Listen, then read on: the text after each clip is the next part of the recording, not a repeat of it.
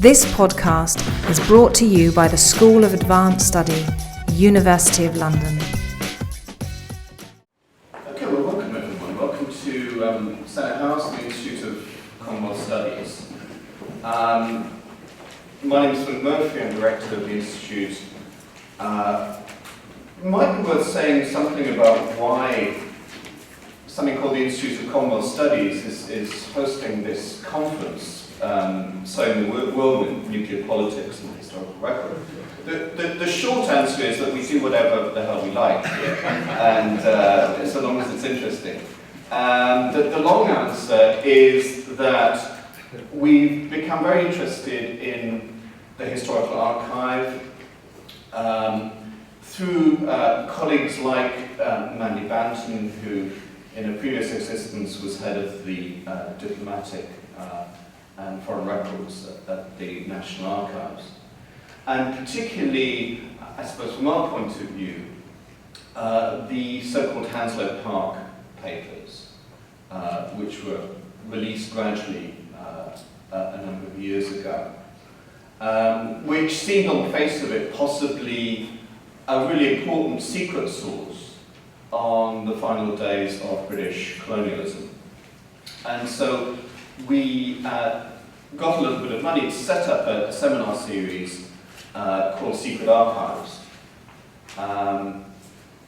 We've had an earlier session earlier in the academic year, really looking at what those Hounslow Park papers actually produced, the latest research on them. But I think we felt that it would be useful to focus the seminar this time on a slightly more specific and very important issue, that of the archive and nuclear politics. Those of us of Matthew Jones and my generation remember going to the National Archives and looking through the catalogues and seeing this intriguing term, tube alloys, next to lots and lots of closed files. It was clear that there was a large amount of information within the National Archives on British nuclear programs and on nuclear diplomacy. Much of this is still closed, it is gradually being opened up. And archives around the world are starting to make material available on this very important theme, and we thought it would be the perfect focus for a major conference. I'd like to thank some of the people who've helped to put this together. Mandy Banton, I've mentioned before. Susan Williams, whose own research on Central Africa, and particularly in immediate post-war Central Africa, brought her on to this very important topic of the politics of uranium, which I think is going to be a really interesting project. Our friend Henning Melba, who's supported us and helped us in many conferences in the past, and David Wardrop of the United Nations Association. We'd like to thank all of our distinguished speakers who've come here today. Professor Peter Kuznick, I know, had a sort of, not the easiest of journeys here, but still heroically made it. And thank you so much to everyone else. I should say that we have here Dr.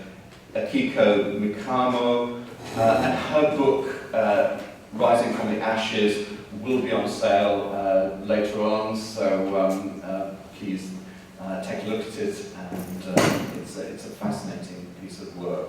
We've also got a little exhibition at the back, which Senate House Library has helped us to put on material in Senate House which relates to this theme. Without further ado, let me introduce our two speakers. Professor Peter Kuznick, Director of the Nuclear Studies Institute, the American University in Washington, is one of the foremost writers on nuclear politics and the politics of protest.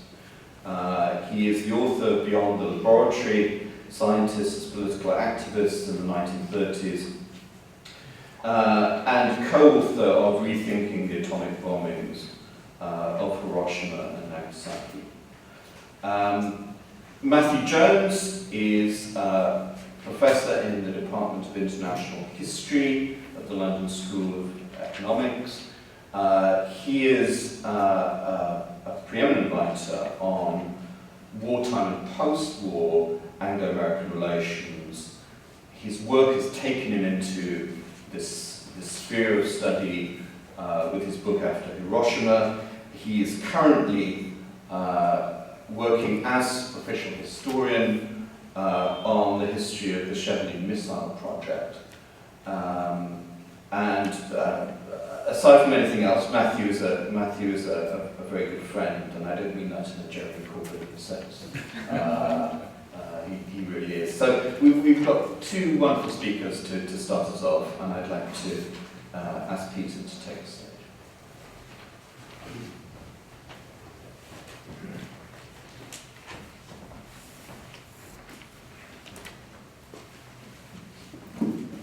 See, I'm loading up my caffeine at the moment. It's been a while since I slept. My plane was canceled. I just got off the plane, just got in a few minutes ago. My students sit through a 12-hour lecture on this topic, and then I sometimes, the shorter version, I always couple with showing my documentary film episode in my Untold History of the United States documentary film series I did with Oliver Stone. And then I can sometimes do this in 25 minutes, but I've never tried to talk about this topic for 25 minutes by itself. So I'm going to just try to make this coherent while covering a lot of ground in a short period of time. A couple weeks ago, I spoke to a senior citizens group at a senior citizens living center in Washington, D.C. And I showed my bomb episode documentary. But before I showed them, I asked them, these were 80 and 90-year-olds, and I asked them how many in the room thought that Harry Truman made the right decision by using atomic bombs against the Japanese in World War II. And 26 out of the 27 people in the room thought that Harry Truman made the right decision. When I ask my students at American University, I'll sometimes get 26 out of 27 saying that Harry Truman made the wrong decision. This is still a very, very controversial topic in the United States. According to the latest Pew poll, 58% of Americans still support the atomic bombing. So we haven't made a lot of headway in recent years. We can say that this is better than 1945, when 85% of the American public supported the atomic bombings. In fact, back in 1945, 23% of the American public said that they wished the Japanese had not surrendered so quickly so the United States could have dropped more atomic bombs on them. That attitude doesn't prevail now, although maybe if you change that to ISIS or Putin, the American attitude might reflect that again. There are three basic narratives about the decision to drop the bomb, and that's what I want to talk about today. The first narrative is what we call the heroic or triumphal narrative. And that's the one that the senior citizens were embracing. And that narrative argues that the dropping of the atomic bomb was justified and necessary, because had the United States not used atomic bombs, then the United States would have had to invade. And in the invasion of Japan, the numbers vary, but Harry Truman says in his memoirs in 1955 that the US would have lost 500,000 men. That number keeps changing. Initially, Truman said we would have lost thousands of men. Then he goes up to 200,000, then 250,000, then 500,000. By 1959, he's telling students at Columbia University that it would have been millions of people killed had the United States had to invade. So the heroic narrative basically argues that World War II was a good war, that the United States was on the side of the angels, and we dropped the bomb solely to avoid an invasion and expedite the Japanese surrender. The second narrative is the tragic narrative. And the tragic narrative argues that the atomic bombs were a tragedy because Japan was close to defeat, the atomic bombs were not necessary, the target was primarily women and children, and the war could have been ended without the use of atomic bombs. The third narrative, which is the one that I argue, is what I call the apocalyptic narrative. And that holds Truman to a much higher standard of accountability. What I argue is that not only do I accept much of the tragic narrative, but I say that Truman actually dropped the atomic bombs at a time when he knew it wasn't militarily necessary, not only to end the war, but to send a message to the Soviet Union, as Gar Alpovitz and others have argued, but that Truman did so knowing that he was beginning a process that could end all life on the planet. And still knowing that and being warned that the way in which he used the bomb was the most dangerous way possible in the context of annihilation, and still proceeded to do it in that way at a time when it was not in any way necessary or justifiable. So I guess what I've been countering is several myths.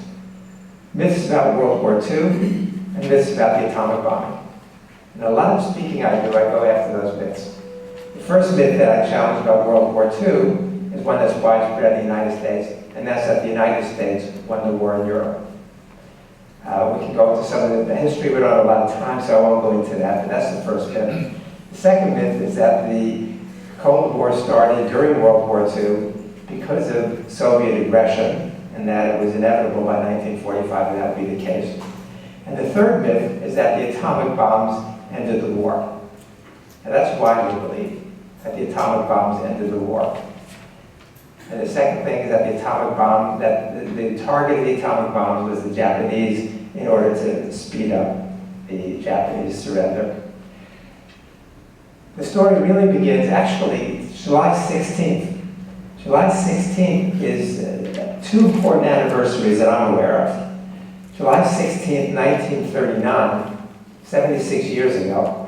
The story begins with the atomic bomb back in late December 1938, when the German scientists, German physicists split the uranium atom. Word comes to the United States in January 1939. Niels Bohr brings it to the United States. And the people who were most concerned about the possibility of developing nuclear energy and nuclear weapons were the emigre physicists in the United States. The American physicists were not sensitive to this issue initially, were not concerned. The American military was not concerned. People who were concerned were the emigre physicists who had escaped Nazi-occupied Europe, and their fear was that the Germans were going to develop a bomb. Their fear was Hitler getting a bomb. They tried to alert the American authorities to this. The American authorities were not listening. So Leo Szilard rented a car, borrowed a car, and he and Eugene Wigner drove out to Peconiqua Island on July 16, 1939, to meet with Albert Einstein.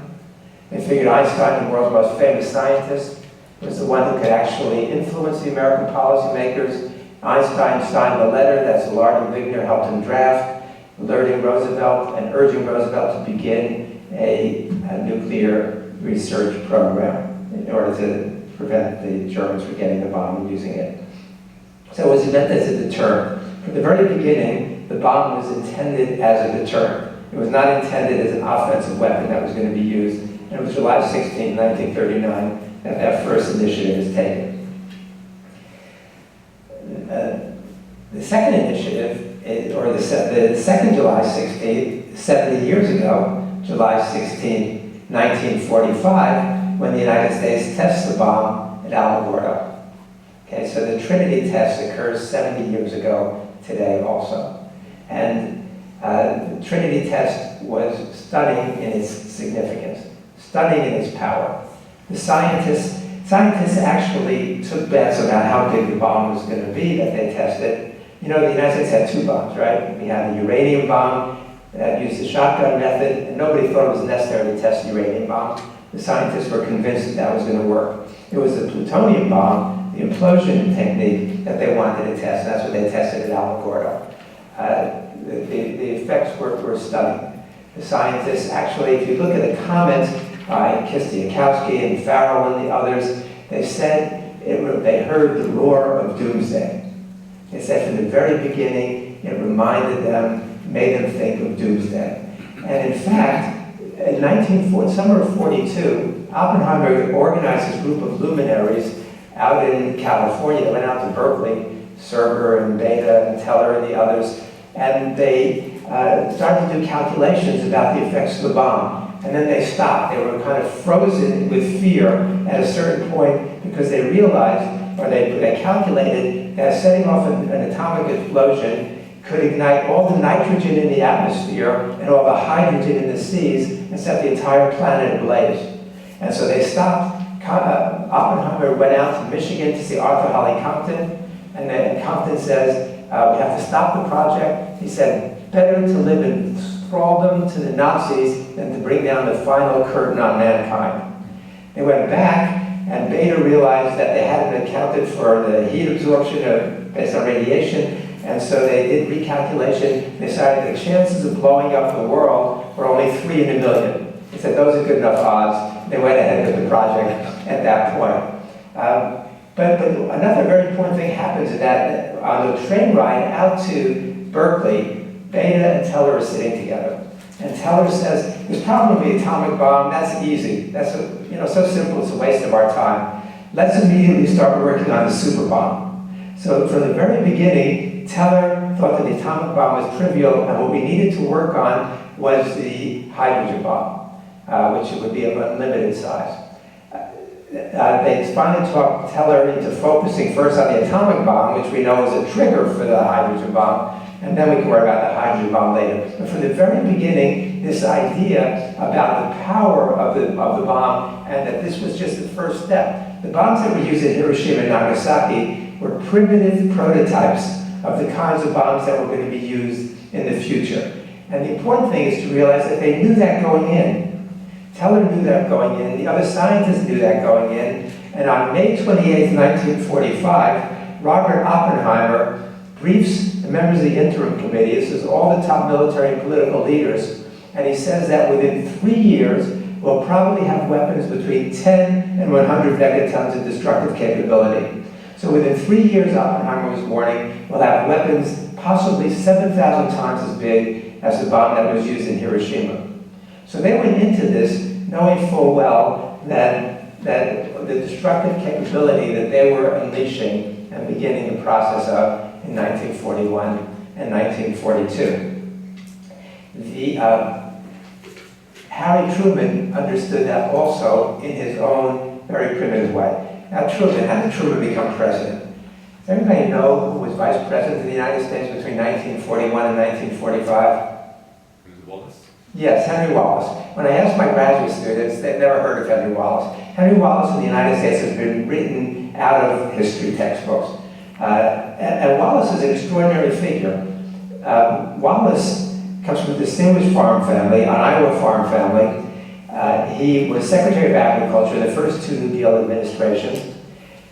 When Roosevelt was running for president for a 3rd time in 1940, he knew we were on the verge of a war against fascism and militarism, and he wanted a real progressive on the ticket. Wallace was a leading spokesperson, anti-fascist in the Democratic Party. Roosevelt insisted on putting Wallace on the ticket as vice president. The party bosses refused.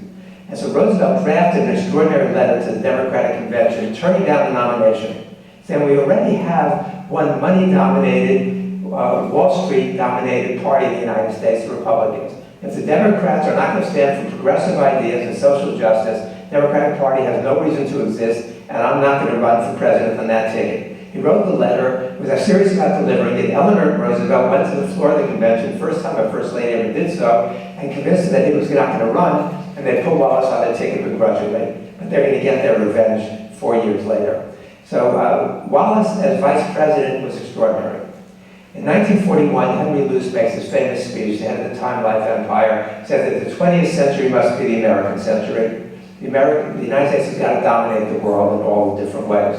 Wallace, as vice president, countered that. He said the 20th century must be the century of the common man. He called for a worldwide people's revolution in the tradition of the American Revolution, the French Revolution, Latin American Revolution, and the Russian Revolution. He said that the Americans and the Soviets have got to work together, and the British have got to work together to create a post-war world without colonialism, without imperialism, without economic exploitation, in which the fruits of science and technology would spread around the globe without monopolies and cartels. Wallace had a lot of enemies, as you can imagine. He also said, he denounced America's fascists. He said America's fascists are those people who think that Wall Street comes first, the American people second. Now in the United States we call them Democrats and Republicans. But back then Wallace called them America's fascists. So he had a lot of enemies. When he was coming up in 1944 for re-election as vice president, when Roosevelt was running for his fourth term, people arrayed against Wallace. And they included the British leadership. The British leadership hated Wallace. In fact, Churchill deployed Roald Dahl in order to spy on Wallace. Roald Dahl was sending messages back to Churchill, stealing Wallace's pamphlets beforehand, getting them copied and sent back to Britain. And the French hated him. Both of them put pressure on Roosevelt to get Wallace off the ticket because of his anti-colonialism. He was the leading anti-colonialist in the United States at the time. The Wall Street people hated him, the business community. He was the biggest supporter of labor rights. He was the biggest supporter of African American rights, women's rights. So he had the obvious enemies, he had all the right enemies. So he's up for re-election, renomination. On July 20th, 1944, the Democratic Party convention opened a steamy night in Chicago. Gallup released a poll that night asking potential voters who they wanted on the ticket as vice president. 65% said they wanted Wallace as vice president. Wallace was the second most popular man in the United States behind Roosevelt. 65% said they wanted Wallace back. 2% said they wanted Harry Truman. So how does Truman become the vice president instead of Wallace in this great democracy, the United States? I don't have a lot of time to tell you this story, but the party bosses chose Truman not because he was qualified, not because he was learned, not because he was worldly. He graduated high school. His principal advisor was Jimmy Burns, who didn't even graduate high school. And these two guys are going to make the decisions about the world, and they can make disastrous decisions, in my opinion. But they chose Truman because he didn't have any enemies, or didn't have major enemies. Who was Harry Truman? Not Henry Wallace by any means. Harry Truman was from a small farm family in Missouri. His father, John Peanuts Truman, was about 5'4" tall, and he would go around picking fights with guys that are a foot taller and beating them up to show how tough he was. And he really wanted a macho son. He had one, but that was Harry's younger brother, Vivian. Harry was diagnosed with having hypermetropia, or flat eyeballs. And he had to wear these Coke bottle thick glasses. He couldn't play sports. He couldn't roughhouse with the other kids. And you know how cruel kids could be, and how often pick on somebody. Harry Truman was the one that all the boys picked on. And they would chase him home after school, call him Four Eyes, Sissy, True Woman, and his mother would meet him at the door and say, Harry, don't worry. He would come home crying. They'd say, don't worry, you were meant to be a girl anyway. Now we know this from Truman's own diaries and journals. He talks about this. He proposes to Bess, his future wife. He said, I know you're not interested in me, a guy with spectacles and a girl's mouth. He's always referring to his feminine attributes. He had a lot of psychological issues that we might get to talk about later, which are actually going to play into some of his tough guy routine. But Truman was not well respected. He failed in pretty much everything in life. He was smart, but he fairly didn't have enough money. He didn't go to college. His first three businesses he went into went bankrupt. Finally, he succeeds in World War I. He becomes, goes over in the military, serves in France, does well. He's not a war hero, but he acquits himself very well. He comes back to Kansas City and gets picked up by the Pendergast machine. Pendergast machine is a corrupt political machine that runs Kansas City. And they pick up Truman, and he's building courthouses and roads. And in 1933, he says to his daughter, he says, tomorrow I'll be 49. For all the good I've done in the world, I may as well drop the 40, I may as well be 9 years old. On the next birthday, he was meeting with boss Pendergast in Sedalia, Missouri, and he's going to tell Pendergast he's leaving the machine and he's going back to the farm. Pendergast says, don't do that. We've got big plans for you. We want to run you for the Senate. Truman says, run me for the Senate? What do I know about being a senator? Pendergast says, don't worry, we'll get you elected, we'll get people to tell you what to do. So Truman does get elected. Pendergast does an interview, and the Kansas City Star asks him, why did you pick Harry Truman of all people? Pendergast says, I wanted to show the world that a well-oiled machine can take an office boy and get him elected to the Senate. When Truman was in the Senate, he was shunned by all the other senators. They called him the senator from Pendergast. They thought he was a corrupt hack, and they wouldn't deal with him at all. He wasn't a corrupt hack. He was probably the most honest member of that machine, but that was the reputation. So when he was running for re-election in 1940, Roosevelt didn't support him. Pendergast was in federal prison in Kansas City, so his backing wasn't there. He turns to the Hannigan-Dickman machine. And even though he's coming in third, they give him support, and he barely ekes out re-election in 1940. Then he runs an investigation of defense spending, and he's beginning to get a little bit of a national reputation. But so at the Democratic Convention, July 20, 1944, Wallace makes the seconding speech for Roosevelt. In the midst of that, the place goes wild. And a spontaneous demonstration goes on for an hour, led by Adlai Stevenson and Hubert Humphrey. In the middle of that, Claude Pepper, senator from Florida, realized if he can get to the microphone, get Wallace's name and nomination that night, he'll defy the bosses, sweep the convention. Wallace is back on the ticket as vice president. Pepper fights his way to the front of the room, and he's getting close. Mayor Kelly says, it's a fire hazard, adjourn this immediately. Sam Jackson was chairing it. He says, I have a motion to adjourn. All in favor say aye. Maybe 5% say aye. All opposed say no. Everybody says nay. He says, motion carried, meeting adjourned. Pepper was literally 5 feet from the microphone. Had Pepper gotten 5 more feet to the microphone, Wallace would have been back on the ticket as vice president. Wallace would become president on April 12, 1945, when Roosevelt died. There would have been no atomic bombing, almost certainly. There very possibly could have been no Cold War. However, it was Harry Truman who was put on the ticket. Truman was vice president for 82 days before Roosevelt died. During that time, Roosevelt spoke to him twice, not about anything of substance.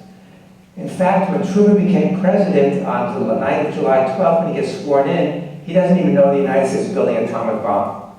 Nobody had a high enough regard for Truman to even tell him that the United States was building an atomic bomb until he became president. So now Truman, this little guy with a limited vision of the world, is going to be in a position where he's got to make the most consequential decisions ever about politics and about the bomb and about all these fundamental issues. So that's the kind of background. So Truman is now in this position. There's a lot more to say about that. But so in 1944, with the Battle of Saipan, in the summer, July of 1944, after that defeat, the Japanese know they have no hope for winning the war militarily. At that point, they decide on their Ketsugo strategy. The Ketsugo strategy was to welcome an American invasion and try to inflict such heavy casualties that the Americans would get them better surrender terms. They also, in May of 1945, decided another strategy, a diplomatic strategy, has to try to appeal to the Soviet Union to intervene on their behalf diplomatically and help them get better surrender terms. What the Japanese didn't realize was that Stalin had promised at Yalta he was going to come into the Pacific War 3 months after the end of the war in Europe and was going to get a lot of concessions from the United States in return for doing so. But after the Battle of Saipan, Admiral Yonai, the Navy minister, deploys General Tagaki to begin to do studies about how to end the war. And by that point, the Japanese Navy is decimated, the Japanese food supply is shrinking, their transportation networks are collapsing, the Japanese infrastructure is collapsing. It's becoming clearer and clearer that the Japanese have no hope to win. In February 1945, Prince Konoe, the former prime minister, writes a letter to Emperor Hirohito, which he says, I regret to tell you that defeat is inevitable. What we have to do now is figure out how we're going to prevent a communist revolution. If you look at the minutes from the meetings of the Japanese War Cabinet, what they were concerned about was the possibility of a communist uprising if they surrendered, if they admitted defeat, especially if the Soviet army came into the war. What was the big stumbling block? Why did the Japanese surrender if they knew they were defeated? Some people have said it's because they were mad fanatics. and they were all died as a nation. But Stimson and Marshall, Secretary of War Stimson and General Marshall, Chief of Staff Marshall, both commissioned intelligence reports in 1945 saying that the Japanese were not fanatics. The Japanese would not fight to the death. When they realized they were defeated, they would surrender. The question was the surrender terms. The U.S. was demanding, and the British were demanding unconditional surrender. Unconditional surrender to the Japanese meant that the emperor would be tried as a war criminal. And executed. MacArthur's Southwest Command issued a background report in the summer of 1945 that said, execution of the emperor to them is like the crucifixion of Christ to us. All would fight to die like ants. All of Truman's close advisors, except for Jimmy Burns, told him, you have to change the surrender terms or else they may never surrender. So that's condition number one. One way to speed up the end of the war was to get to change the surrender terms to give the Japanese guarantees that they could keep the emperor. The other factor that was going to speed up the end of the war was the Soviet entry. In fact, if you look at the American intelligence reports, April 11th, the intelligence reports to the Joint Chiefs of Staff from the Joint Intelligence Committee on April 11th, on July 6th, on the week of the Potsdam Conference, they say the same thing over and over again. They say that entry of the Soviet Union into the war will convince the Japanese that defeat is at hand. The Japanese will surrender. I can give you the exact quotes. The Japanese will surrender once the Soviets come into the war. How do we know that? We had broken their codes. We were intercepting their cables. The cables say a couple things. Beginning in May, the cables say that if the Soviets come into the war, that will be the end of the war. We have to keep the Soviets out. The other thing they kept saying was the only obstacle surrender is unconditional demand for unconditional surrender. The cables say that explicitly. Again, I can give you the exact quotes on that. But what was Truman thinking? Truman knew this. They delayed the start of Potsdam for 2 weeks. Truman says the main reason I was going to Potsdam is to make sure the Russians are coming into the war. The first day, Stalin gives his guarantee that the Russians are coming in. Truman writes in his journal that night, Stalin will be in the Jap war by August 15th. 50 Japs when that occurs. He writes to his wife Bess the next day. He says, the Russians are coming into the war. The war will end a year sooner now. Think of all the boys who won't be killed. Truman knows that the Soviet entry, and the intelligence kept saying the Soviet entry will spell the end of the war. So why, under those circumstances, does Truman decide to use the atomic bomb? And that's really the conundrum. That's the question that historians are trying to answer. And we have a lot of good hints of that. Leslie Groves, who was a great influence on Truman, the head of the Manhattan Project, Leslie Groves says, from 2 weeks after I took over this project, I didn't go along with the belief that others had that the Russians were our gallant allies. From the start of the project, I believed that the Russians were our enemy, and I organized the Manhattan Project on that basis.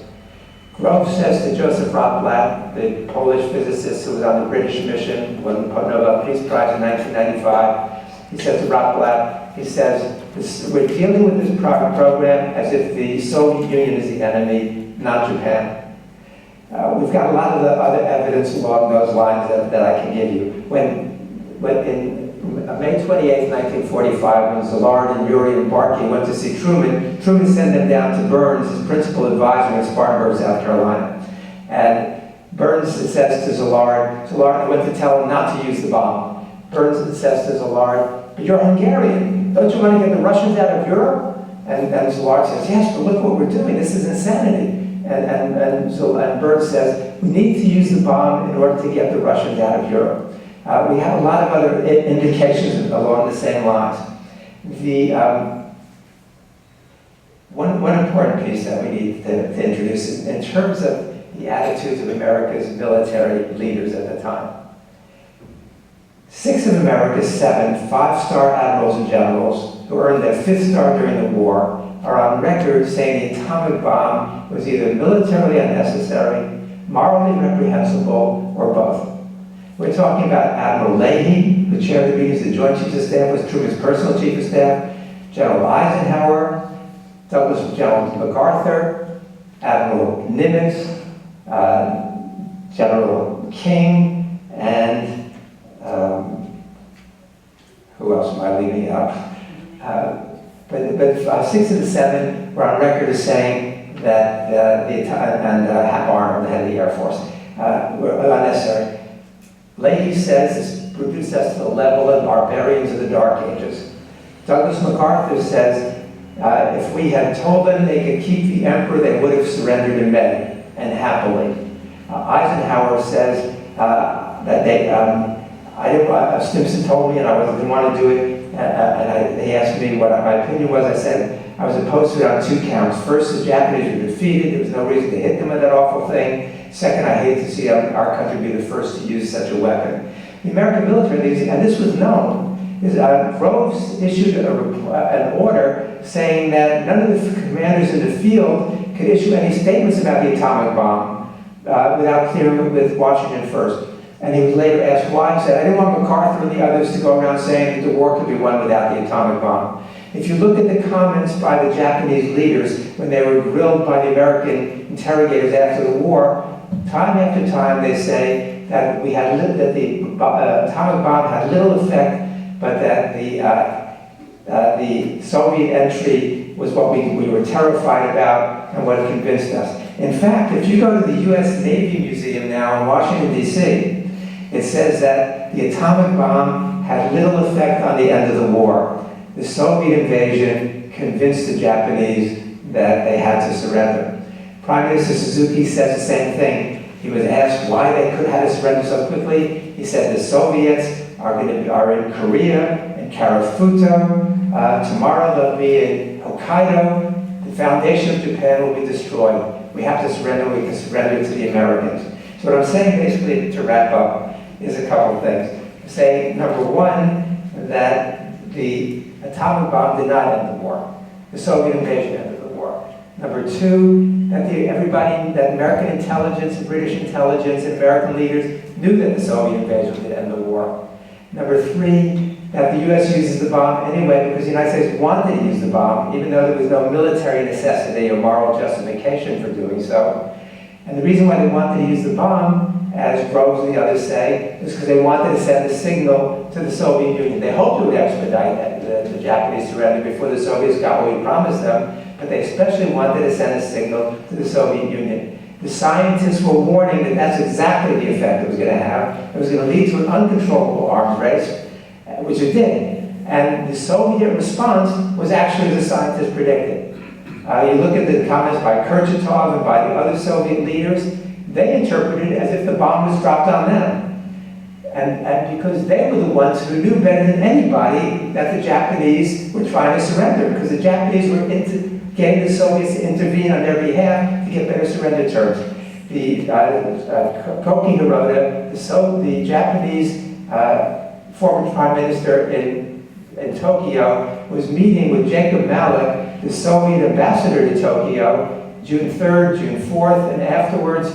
And Malik wrote back to the Soviet Union, said the Japanese are desperate to surrender. They're defeated, they know they're defeated, they're trying to surrender, they're desperate to surrender. So when the bomb was dropped, the Soviets knew that it wasn't to force expedite Japanese surrender, it was to send a message, and that was exactly the way Stalin interpreted, exactly the way the generals interpreted, the leadership in the Kremlin interpreted that way. We began the process of the nuclear arms race on August 6, 1945. We expedited it on August 9th, 1945. We got to the point, I take my students every summer to Hiroshima and Nagasaki, and I found myself every year writing down the same statistic from one of from the A-bomb museum in Hiroshima, that by 1985, the world had accumulated the destructive capability equivalent to 1.47 million Hiroshima bombs. But that was not the extent of the insanity. The insanity was that in 1954, the United States was contemplating something called Project Sundial. The United States had congressional hearings about this, in which the United States was considering building a hydrogen bomb the equivalent of 700,000 Hiroshima bombs. The United States held hearings about building a single bomb 700,000 times as powerful as the bomb that destroyed Hiroshima. The insanity of the nuclear arms race to the point where we had 70,000 nuclear weapons, to the point where I hope we get to discuss some of this about the 1940s and 50s and 60s. We came so close on many occasions to annihilation, and we are very, very lucky to have survived what Truman put in place and American leadership, support from the British, put in place in 1945. So I think I'll end with that, and thank you. Thank you.